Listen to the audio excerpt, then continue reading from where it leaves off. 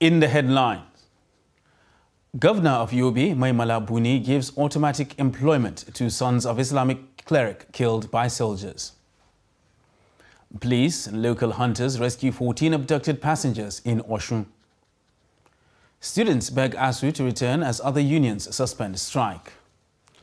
And on the foreign scene, UN Rights Office expressed concern over planned trials of Ukrainian prisoners of war.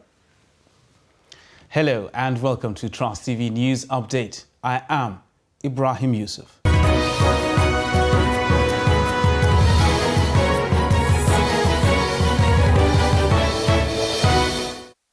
Hello and welcome once again. Yobe State Governor Mai Mala Buni has directed automatic employment be given to two sons of the late Islamic cleric Sheikh Gwani Aisami, who was gruesomely killed last Friday near Gashua. According to a statement from the Director General, Press and Media Affairs, Mamman Mohammed, Governor Buni gave the directive on Tuesday when members of the family visited him to express gratitude to the governor for his personal concern to the family. The governor, who vowed that government will investigate the circumstances surrounding the death of the cleric to ensure that the perpetrators are brought to book, also assured that government will continue to support the family as it has lost its breadwinner. Ibrahim Aisami, who spoke on behalf of the family, expressed appreciation for the message of condolence and visitation by a government delegation to commiserate with the family. He said the employment will cushion hardships the family may suffer following the demise of the cleric. Meanwhile, the Jamaat Nasrul Islam (JNI) has called on the federal government and the leadership of the Nigerian army to, as a matter of fairness and justice, hasten the prosecution of the culprits responsible for Sheikh Muhammad Gwani Aisami's death.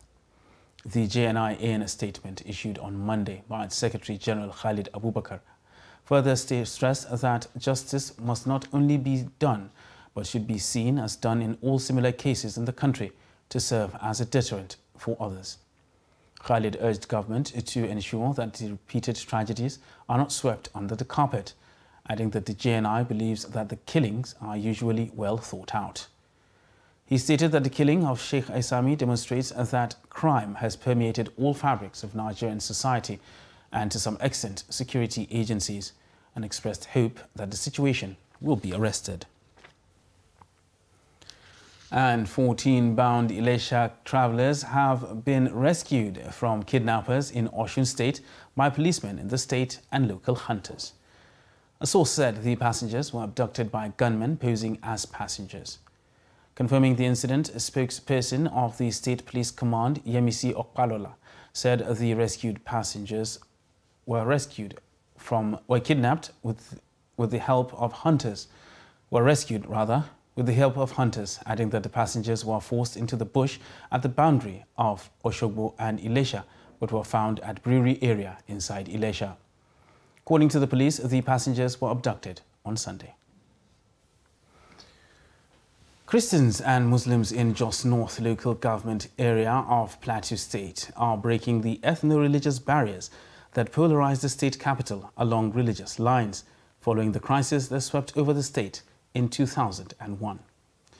Ado Musa takes a look at how people are defying ethno-religious barriers. The report. Years after the first crisis in the city center of Jos in 2001, where thousands were killed and many more displaced, confidence between Christians and Muslims is beginning to resurface. The 2001 crisis, which falls along ethno-religious lines, took away the beauty of peaceful coexistence between the many people of the once peaceful town. The recurrence of the ethno-religious conflicts has further polarized Jos into Christian and Muslim communities. Many think that those who leave their areas to other communities for whatever reason usually put their lives at risk, considering the nature of the crisis in the state. However, despite the upward trend of separation and segregation among the warring communities, which resulted to insecurity, there are people who are still breaking the ethno-religious barriers in the state, especially in Jos. They said it is easier to live in harmony than in crisis. I do come from a Christian community of Faringada area to Angwa-Rogo to sell roasted maize for almost 10 years now. Despite the recurrence of the crisis in Jos, Nobody has ever threatened to kill or intimidate me. My prayer is, let there be peace so that there will be development. There is still hope that we can still mingle with one another.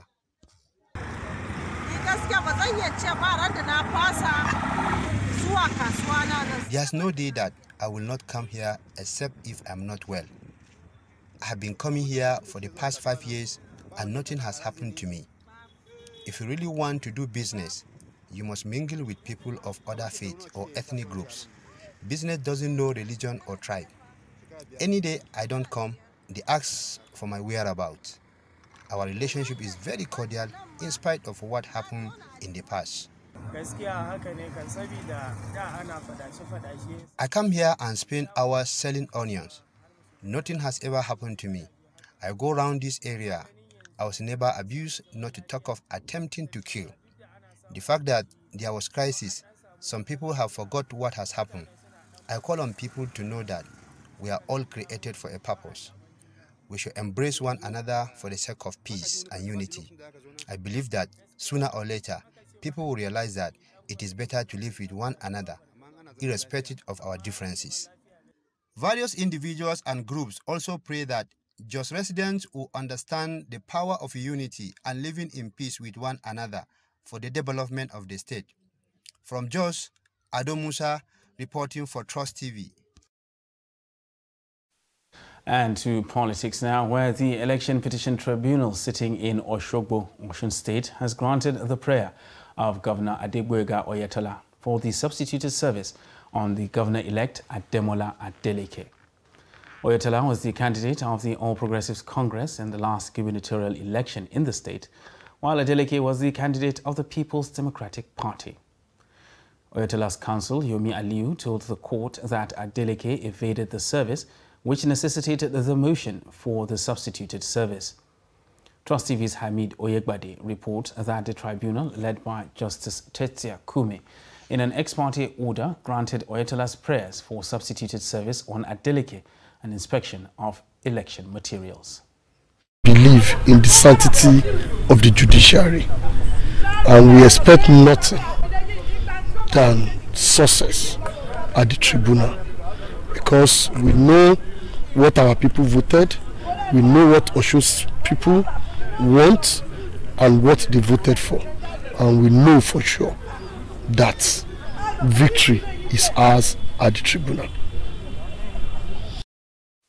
And to education now, where the Gombe State University chapter of the Academic Staff Union of Universities, ASU, has kicked against the resumption of academic activities in the institution following a directive by the university management. Trust TV's Ibrahim Ismail spoke to a cross-section of 100 level students who were supposed to resume on the 22nd of August 2022. The nationwide industrial action by ASU that stretched for almost 6 months further exposed the rot in the country's educational sector. On 18th August 2022, the management of the Gombe State University ordered students of 100 level to resume on Monday, 22nd August 2022 to complete registration and start academic activities. Some of the students said they had lectures and were very delighted with the development before the continuation of the industrial action by the ASU was announced. I attended Gens today, English, and I feel great to be back in school after 6 months of holiday. Back then, when we went on strike as of February, March, I was reading my handouts, but because of the way the strike was now extending, I had to stop reading because it was as if we will never go back to school again. Yes, I really feel bad because I want to continue my studies so that I should finish my graduation the same year that I'm supposed to graduate. I feel like what's their point? They don't have any point. They don't have any reason for stopping us. Since the management of the school have already agreed, then what's their own point of not allowing us? Because we are just 100 level. We just started the semester. We've not yet ended it because other levels had already finished. They've already written their exams. So they are going to allow us based on saying we've not finished. We've not even started first semester. We've not written our exam. We've not even done our matriculation. So even if it's just for us to come and finish this 100 level or this first semester, and then there shouldn't be a problem. But for the fact that ASUU members are in the management of JSU don't agree to it, it's not right. That's not right at all. Trust TV visited the ASUU secretariat at the university, but the leadership of the union declined comment, pointing that its position to continue with the strike was clearly stated on the circular released on Monday. Efforts to speak to management of the Gombe State University on the matter was also not successful. However, experts believed the social impact of the ongoing ASUU strike cannot be understated. They hope FG and ASUU will be able to reach an amicable solution soonest. From Gombe, Ibrahim Ismail reporting for Trust TV. Meanwhile, university students have pleaded with the Academic Staff Union of Universities to suspend its current strike to enable them continue with their studies. The appeal followed the suspension of strike by SANU and NASU. The report. Students say the prolonged ASUU strike has caused them untold trauma, with others lamenting that they may not be eligible to participate in the National Youth Service Corps NYSC scheme due to age. Strike is not anything new. I got into school in 2018 and I should be graduating by now, but I'm still in 300 level because we've been having consistent strikes. So by now, any student who means to, do something really nice for their future should know that the federal government and the ASUU are really not, getting along. For Benue State, for example, you can go to the farm. This is the farming season. So many things. ASUU is that they should also consider by resuming back to school, because the strike has really affected us for we the students.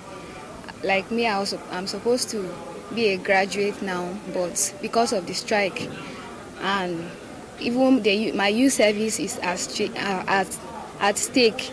ASUU is taking this thing too far. It is true they like normally if they go on strike, things usually lessen down. But in this case, ASUU has taken this thing too far. I mean, it is close like 7 months, going to 7 months now. ASUU is still on strike. For others, it is time for the government to do the needful and save the future of young people seeking university education in Nigeria. I just want to call on the federal government and the ASUU to try and settle their differences. This is not the time to blame each other. We students, we are at home and we are not happy about it at all. Usually I was supposed to be graduating next year, but because of the long strike, I don't think it will be possible for me to graduate next year again. And you can see it's delaying students a lot. So I just want to call on the federal government and the ASUU to try and settle whatever differences they have. The university unions down tools since February, demanding for earned allowances, infrastructural deficits as well as payment options. SANU and NASU have suspended the strike to give way for further negotiations. ASUU, however, insists its salary arrears accumulated because of the no work no pay policy be paid before it can suspend the over 6-month strike. You're watching Trust TV News Update. And still to come after the break, adult education for internally displaced persons. Details of this and more after the break. Do stay with us.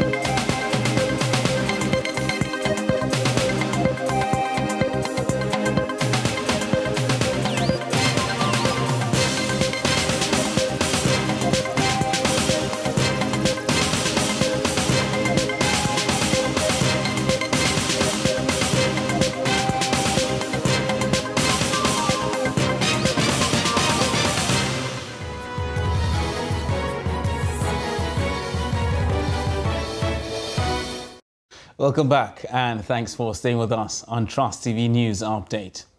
Now a recap of our top stories. Governor of Yobe State, Mai Mala Buni, gives automatic employment to sons of Islamic cleric killed by soldiers. And police and local hunters rescue 14 abducted passengers in Oshun. And in other news, the federal government says it will prioritize extension services to effectively achieve national food security. Minister of Agriculture and Rural Development Muhammad Abubakar stated this at a two-day workshop on strengthening agricultural extension service at the grassroots held in Lafia, Nasarawa State. Abubakar Abdullahi sent in the report as presented from our studio. Participants at the annual workshop are members of National Agricultural Extension Services Development Committee. The purpose is to review progress in the federal government subsector and look into emerging issues of alternative resources that will enhance agricultural extension services in Nigeria.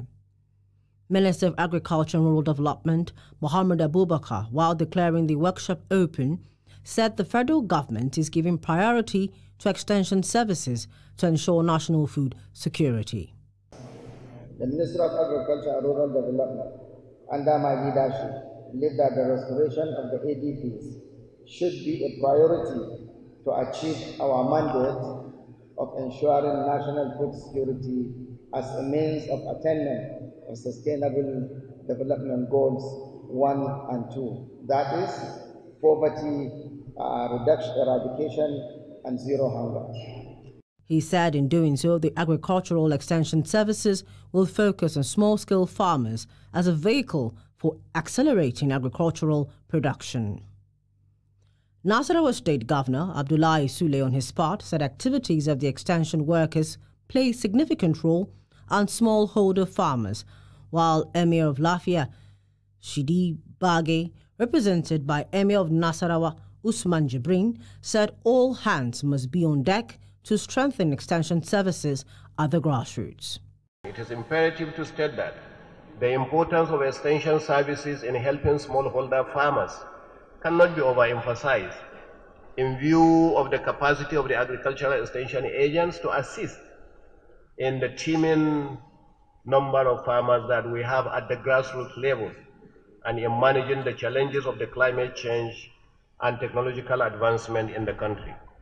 I believe that the theme of this workshop, which is strengthening the ADPs for effective agricultural extension service delivery at the grassroots level in Nigeria, was conceived in order to equip the extension agents with new ideas and techniques towards achieving sustainable food security and resilience.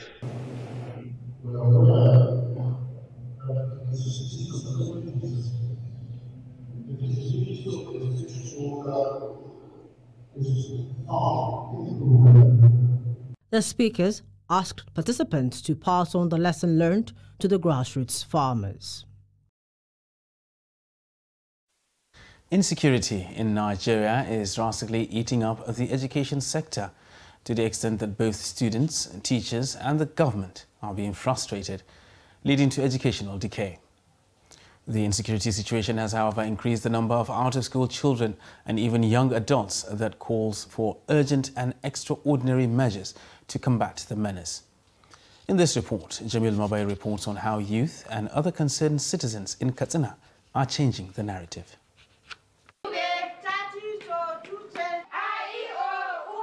One of the effects of insecurity, apart from the displacement of citizens, hunger and lack of access to healthcare, is the stressed education system.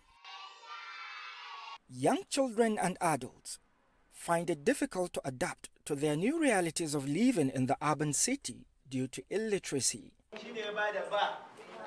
It is against this backdrop that concerned youth in Katsina State are engaging families who were displaced by insecurity in adult education to revive the lost hope. Rahama Rabi'u, a mother of 3, said even though they cannot forget the trauma they experienced, she is excited for this opportunity.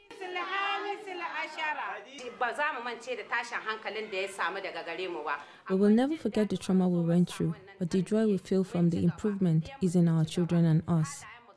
We went through a lot, but God decided to bring people that will be kind to us and our children. Our children have been enrolled back to school, and we have adult education for the parents.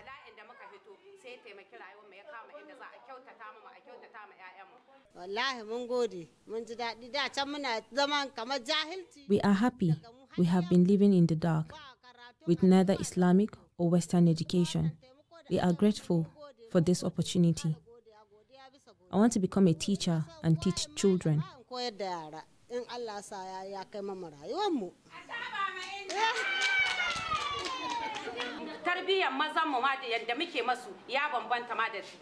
How we treat our men has improved. We have become of age, and even if we couldn't get to become doctors or teachers, we can at least learn to operate even a phone. That alone is an achievement. I love you. It might not have the conventional educational settings. This uncompleted space is their classroom.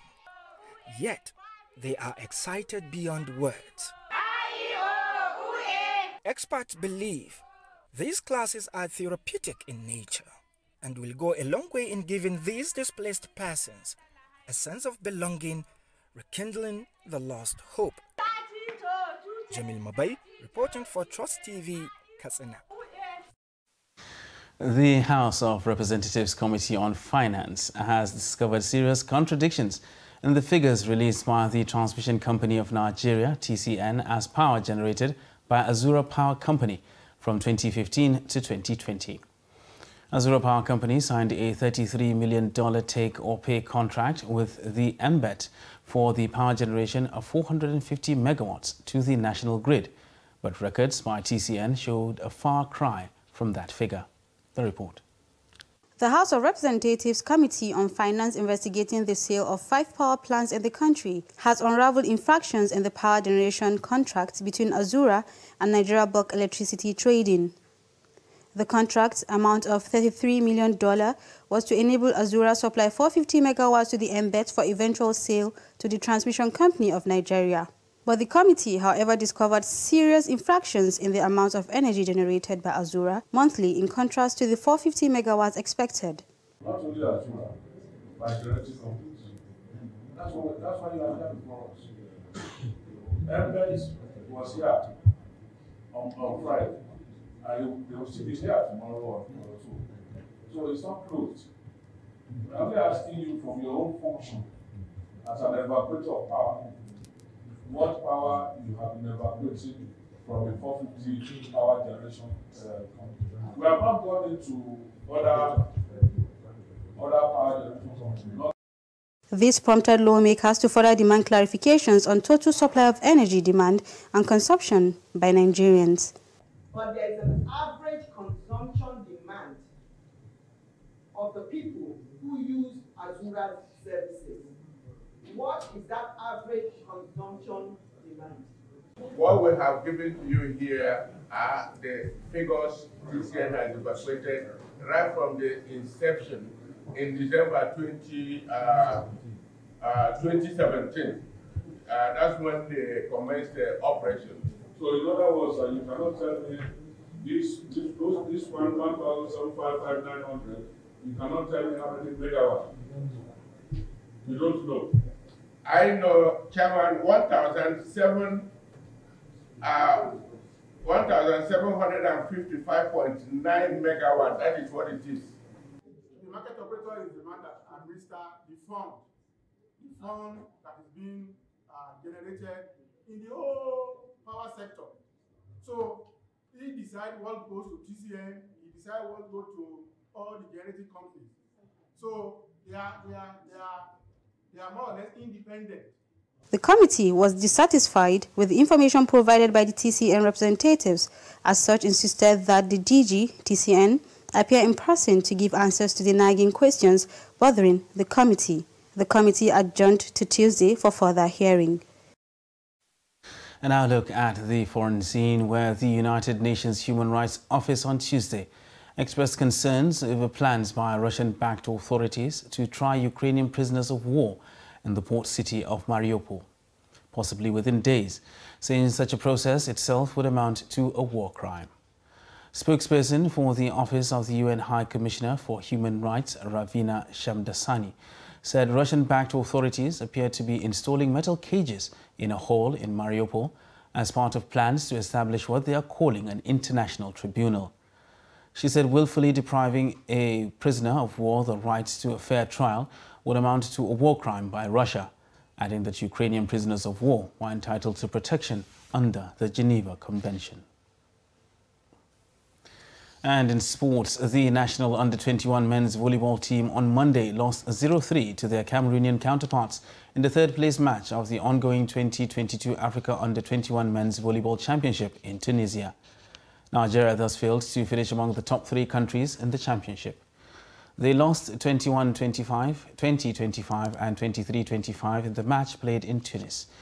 3 teams will represent Africa in the 2023 Federation of International Volleyball World Cup Championship. The 2022 Under-21 Men's Africa Volleyball Championship, which began on August 13th, will end on Tuesday. And that wraps up Trust TV News Update for this hour. For more news, you can subscribe and follow us across all our social media platforms. I am Ibrahim Yusuf. Thanks for watching.